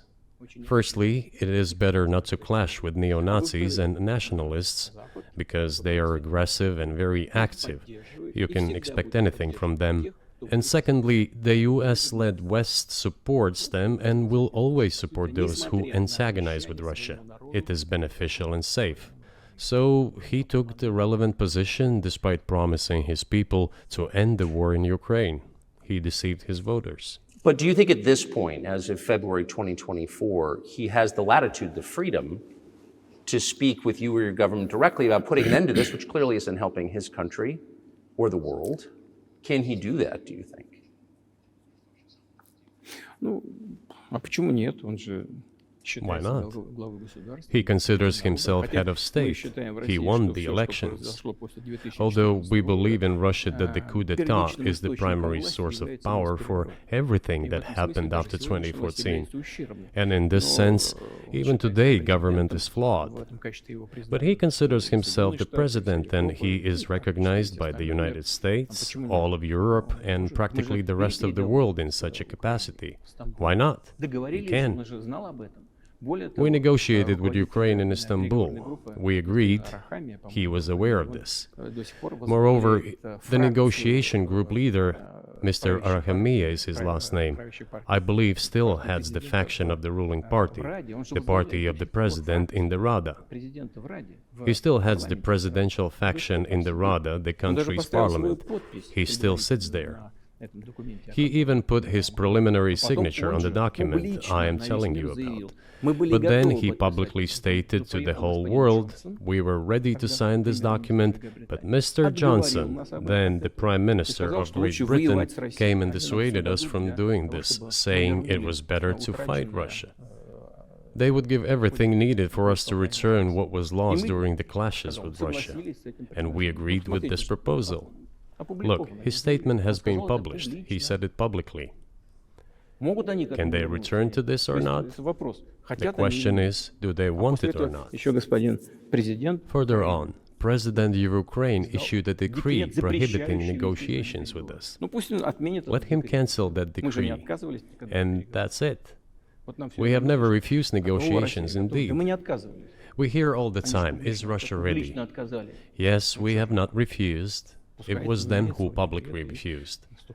Well, let him cancel his decree and enter into negotiations. We have never refused.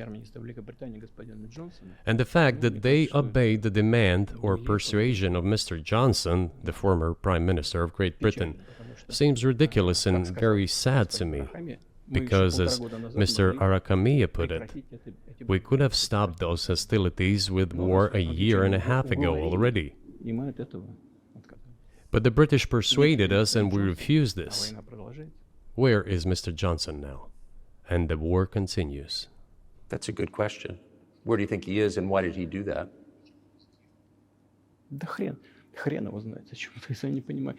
Hell knows. I don't understand it myself. There was a general starting point. For some reason, everyone had the illusion that Russia could be defeated on the battlefield. Because of arrogance, because of a pure heart, but not because of a great mind. You've described the connection between Russia and Ukraine. You've described Russia itself a couple of times as Orthodox. That's central to your understanding of Russia. You've said you're Orthodox. What does that mean for you? You're a Christian leader by your own description. So what effect does that have on you?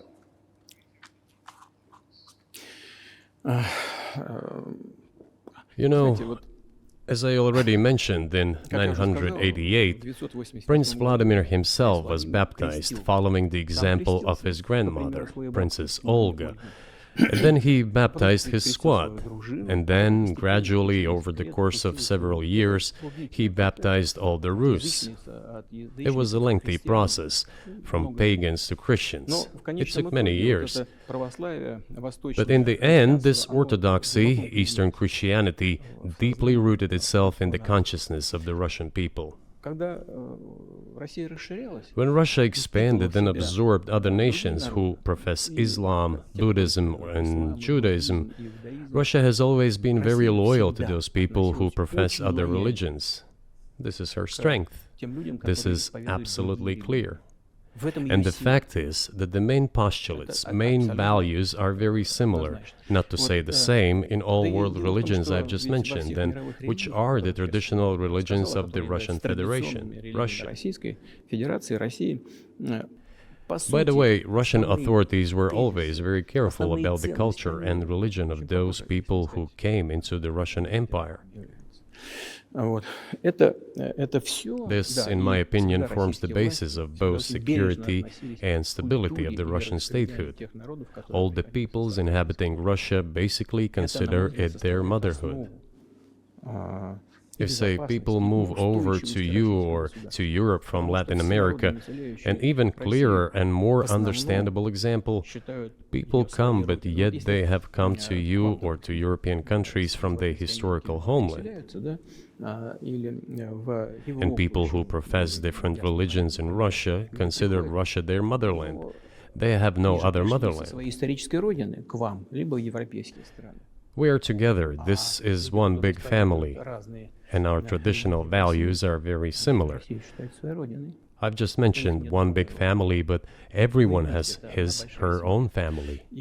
And this is the basis of our society. And if we say that the motherland and the family are specifically connected with each other, it is indeed the case, since it is impossible to ensure a normal future for our children and our families unless we ensure a normal, sustainable future for the entire country, for the motherland. That is why patriotic sentiment is so strong in Russia. But can I say that the one way in which the religions are different is that Christianity is specifically a nonviolent religion. Jesus says, turn the other cheek, don't kill. How can a leader who has to kill, of any country, how can a leader be a Christian? How do you reconcile that to yourself?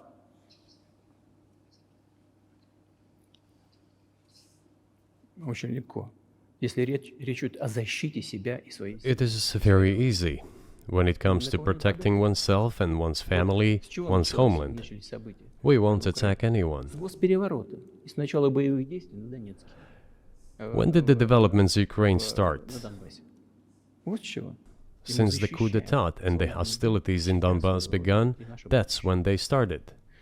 And we're protecting our people, ourselves, our homeland, and our future. As for religion in general, you know, it's not about external manifestations. It's not about going to church every day or banging your head on the floor. It is in the heart. And our culture is so human-oriented.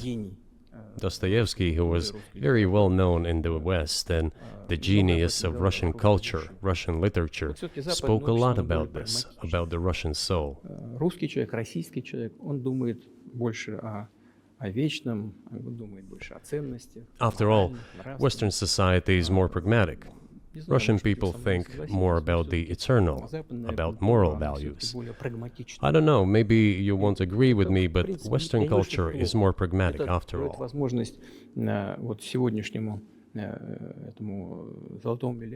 I'm not saying this is bad. It makes it possible for today's golden billion to achieve good success in production, even in science and so on.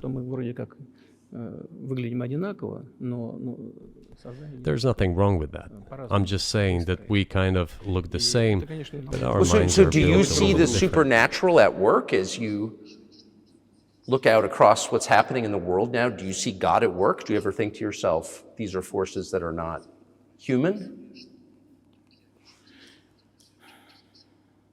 Да нет, я, честно говоря, так не думаю. Я думаю о том, что... No, to be honest, I don't think so. развивается вот по своим внутренним... My opinion is that the development of the world community is in accordance with the inherent laws, and those laws are what they are. Так было всегда в истории человечества. It's always been this way in the history of mankind. Some nations and countries rose, became stronger and more numerous, and then left the international stage, losing the status they had accustomed to. There's probably no need for me to give examples, but we could start with the Genghis Khan and horde conquerors, the Golden Horde, and then end with the Roman Empire. It seems that there has never been anything like the Roman Empire in the history of mankind. Nevertheless, the potential of the barbarians gradually grew, as did their population. In general, the barbarians were getting stronger and began to develop economically, as we would say today. This eventually led to the collapse of the Roman Empire and the regime imposed by the Romans.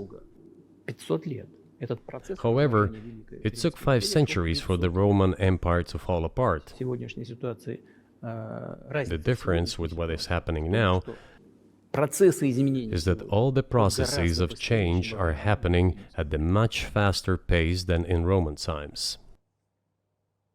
So when does the AI empire start, do you think? У меня всё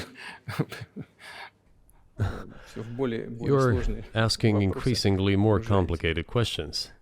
To answer them, you need to be an expert in big Для того, numbers, чтобы big ответить, data, надо and быть, конечно, AI. специалистом в Mankind is сфере currently чисел, facing many threats. в сфере вот Due to этого the искусственного genetic интеллекта. researches, it is now possible Человечество to много create a угроз. superhuman, a В исследовании specialized области human being, генетики, a genetically engineered athlete, scientist, military специальный man. человек. Да. There are Человек reports that воина, Elon Musk ученый, had already had a человек-спортсмен. chip implanted in the human Сейчас brain in говорят, the что в USA. США Илон Маск внедрил уже чип в мозг какого-то человека. What do you think of that? Ну, Маска, я думаю, что Маска остановить Well, невозможно. I think there's no stopping Elon Musk. He will Но do надо as с he ним как-то sees fit. договариваться.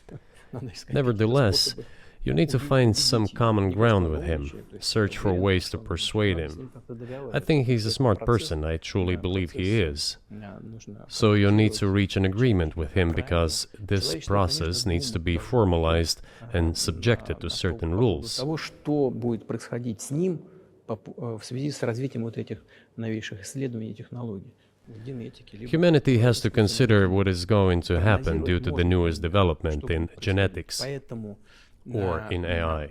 вот One can тогда, make an когда approximate человечество prediction of what will почувствовало happen. угрозу своему существованию от ядерного оружия, все обладатели ядерного Once оружия начали mankind между собой felt an договариваться, existential потому threat что coming понимали, from что nuclear их weapons, неаккуратное применение all может nuclear привести nations к began to полному come to тотальному terms with one уничтожению. another Вот since когда they realized наступит the понимание того, negligent что use of nuclear weaponry could беспредельное, drive бесконтрольное humanity to развитие extinction. искусственного интеллекта, либо генетики, либо еще каких-то современных направлений, остановить которые It невозможно. is Всё равно impossible их to преследовать stop будут, так же, research как in genetics невозможно было or остановить всю AI today, такую эпоху just as it was человечества. impossible Невозможно to stop the use of gunpowder исследовать back in the в той или day. другой области. Эти исследования все равно будут. Но когда человечество почувствует угрозу для себя, But as soon as we человечество в целом, realize that the threat тогда мы comes from unbridled and uncontrolled development of AI, or genetics, or any other field, the time will come to reach an international agreement on how to regulate these things.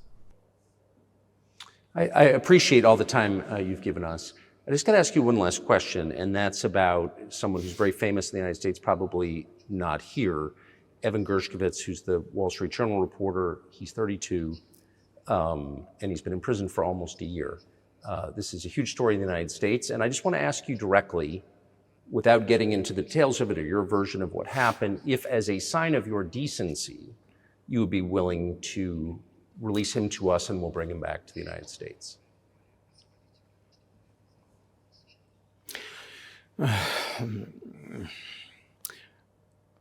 Мы столько сделали жестов доброй воли, что, мне кажется, мы исчерпали все лимиты. We have done so many gestures of goodwill out of decency that I think we have run out of them. Ни разу не ответил.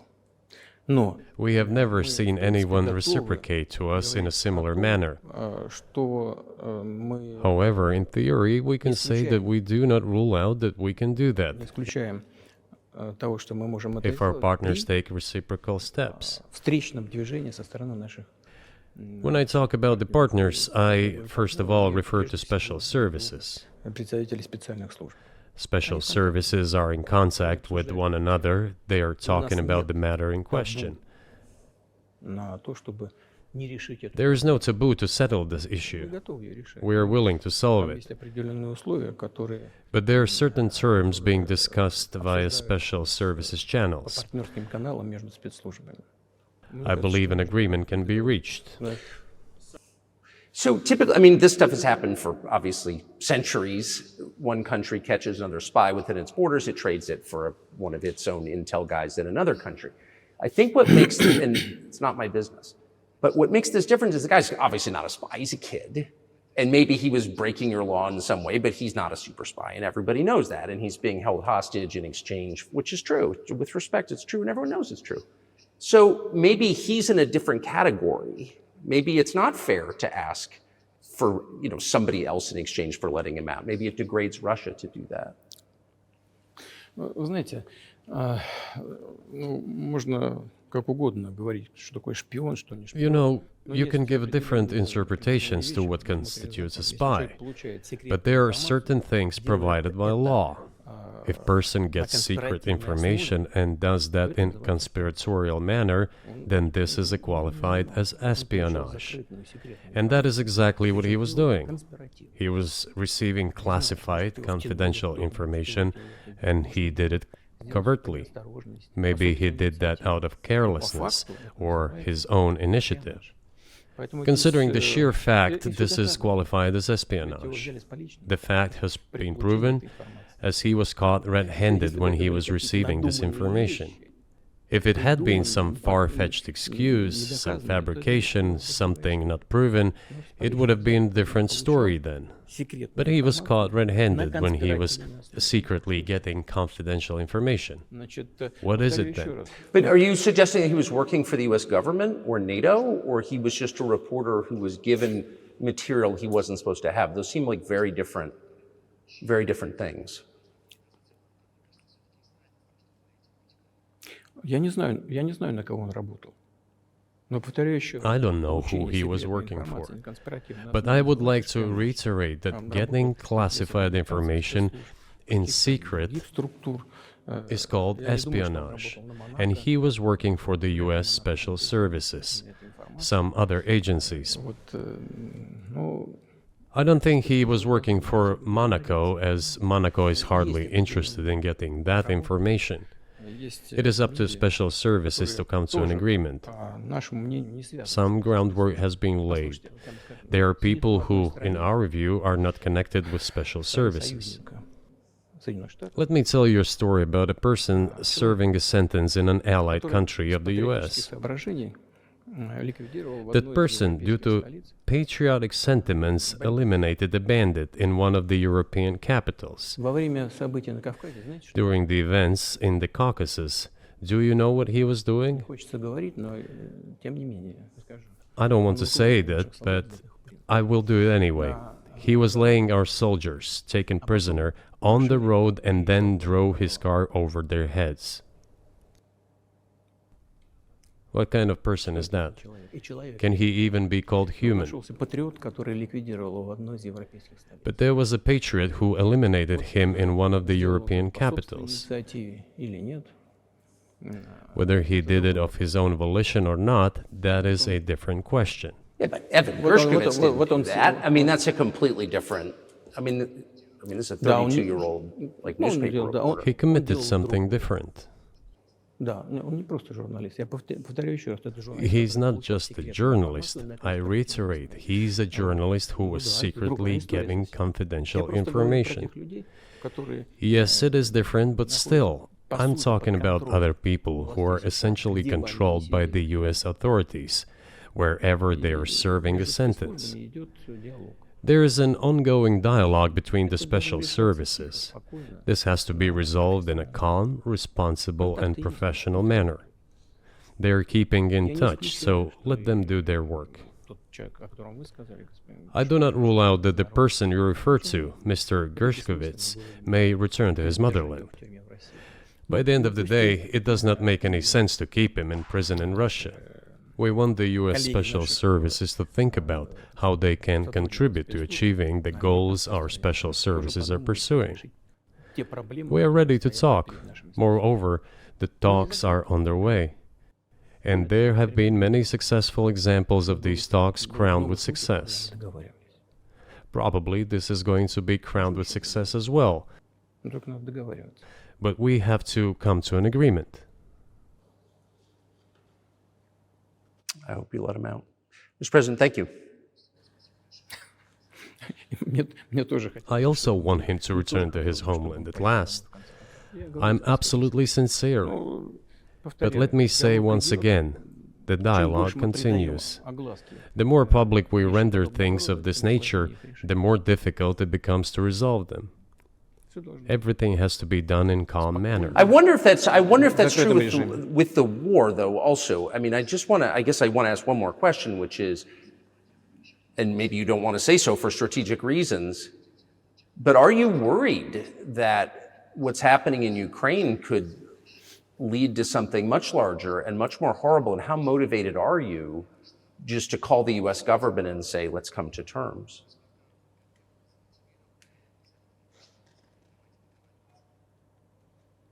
Так, послушайте, я же сказал. I already said that we did not refuse to talk. We're willing to negotiate.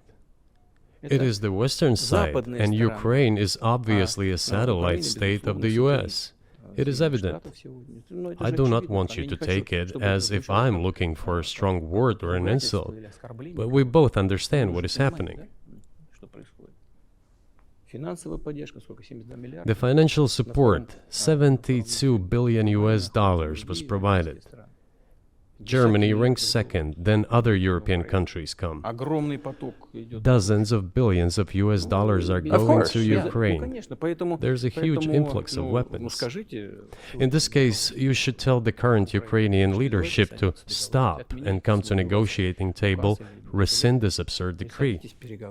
We did not refuse. Sure, but you already said it. I didn't think you meant it as an insult because you already said correctly, it's been reported that Ukraine was prevented from negotiating a peace settlement by the former British Prime Minister acting on behalf of the Biden administration. So of course they're a satellite. Big countries control small countries. That's not new. And that's why I asked about dealing directly with the Biden administration, which is making these decisions, not President Zelensky of Ukraine. Ну, если администрация Зеленского на Украине отказалась от переговоров, well, if the Zelensky administration in Ukraine refused to negotiate, I assume they did it under the instruction from Washington. If Washington believes it to be the wrong decision, let it abandon it. Let it find a delicate excuse so that no one is insulted. Let it come up with a way out. It was not us who made this decision, it was them. So let them go back on it. That is it. However, they made the wrong decision, and now we have to look for a way out of the situation to correct their mistakes. They did it, so let them correct it themselves. We support this.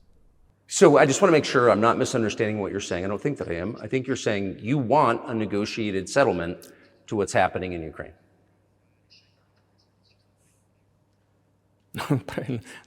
Right. And we made it. We prepared the huge document in Istanbul that was initialed by the head of the Ukrainian delegation. He affixed his signature to some of the provisions, not to all of it. He put his signature and then he himself said, we were ready to sign it and the war would have been over long ago, 18 months ago. However, Prime Minister Johnson came, talked us out of it, and we missed that chance. Well, you missed it, you made a mistake. Let them get back to that, that is all. Why do we have to bother ourselves and correct somebody else's mistakes? I know one can say it is our mistake. It was us who intensified the situation and decided to put an end to the war that started in 2014 in Donbass, as I have already said, by means of weapons. Let me get back to furthering history. I already told you this. We were just discussing it. Let us go back to 1991, when we were promised that NATO would not expand, to 2008, when the doors to NATO opened to the declaration of state sovereignty of Ukraine, declaring Ukraine a neutral state. Let us go back to the fact that NATO and US military bases started to appear on the territory of Ukraine, creating threats to us. Let us go back to coup d'etat in Ukraine in 2014. It is pointless though, isn't it? We may go back and forth endlessly, but they stopped negotiations. Is it a mistake? Yes. Correct it. We are ready. What else is needed? Do you think it's too humiliating at this point for NATO to accept Russian control of what was 2 years ago Ukrainian territory? Я же сказал, I said, let them think how to do it with dignity. There are options if there is a will. Варианты есть. Но если такое желание. Up until now, there has been the uproar and screaming about inflicting a strategic defeat on Russia on the battlefield. Добиться стратегического поражения России, поражения на Now they are apparently coming to realize that it is difficult to achieve, if possible at all. по-моему, In my opinion, невозможно по it is impossible by будет никогда. definition. It is never going to happen. Мне кажется, сейчас It seems to me that now those who are in power in the West have come to realize this as well. это осознание пришло. Подумайте теперь. If so, if the realization has set in, they have to think what to do Больше next. того, We are ready for this dialogue. Would you be willing to say, congratulations, NATO, you won, and just keep the situation where it is now? ну, вы знаете, это предмет переговоров. You know, it is a subject matter for the negotiations. No one is willing to conduct, or, to put it more accurately, Точнее сказать, хотят. they are willing but do not know how to do it. Я не только вижу, I know they want я to. знаю, что It is not just I see it, but I know they do want it. But they are struggling to understand how to do it. They have driven the situation to the point where we are at. It is not us who have done that. It is our partners, opponents who have done that. Well, now let them think how to reverse the situation. We're not against it. It would be funny if it were not so sad. Да, было бы смешно, если бы не было так грустно. This endless mobilization in Ukraine, the hysteria, the domestic problems, sooner or later it will result in agreement. Истерика, там, внутренние проблемы. You know, this probably sounds strange given the current situation, Все равно мы договоримся. И but the relations between the two peoples will be может, даже rebuilt странно в anyway. сегодняшней ситуации прозвучит. It will take a lot of time, but they will heal. Между народами восстановится. Потребуется много времени. I'll give you very unusual examples. Совсем приведу вам необычный пример. There is a combat encounter on the battlefield. Here's a specific example. Ukrainian soldiers got encircled. This is an example from real life. Украинская Our soldiers were shouting to them, "There is no chance. Surrender yourselves. Come out and you will be alive." наши солдаты им кричат. Suddenly, the Ukrainian soldiers were screaming from there in Russian, perfect Russian, saying, Вдруг оттуда "Russians, do not surrender." русском, хорошем русском And all of them и perished. не сдаются. They still identified themselves as Russian. Они до сих пор русскими себя ощущают.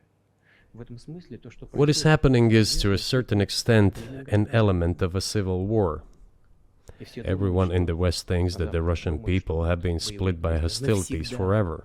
растащили No, одну they часть will be reunited. Нет, The unity is still there.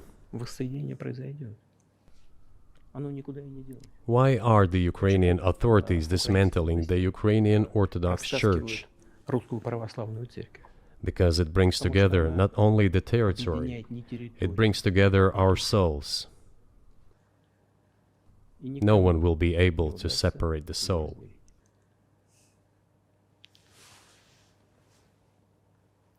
Shall we end here, or is there anything else? No, I think that's great. Спасибо. Thank you, Mr. President.